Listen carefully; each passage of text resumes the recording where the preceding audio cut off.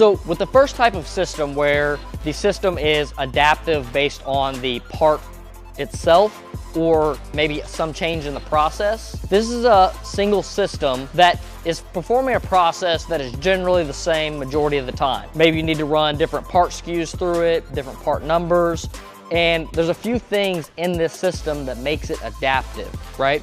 Some of those things may include vision, so that way you can locate the different positions of the part. Maybe you have to change out fixturing. Maybe there's tooling that holds the part during a welding process, or it's a pick and place application and the robot tooling needs to be changed on the robot head. And some of these adaptive systems can be engineered in different ways. One is a quick changeover method, where you press a couple buttons or you unscrew one lever and then the whole thing comes off. The whole fixture is able to be moved and changed out.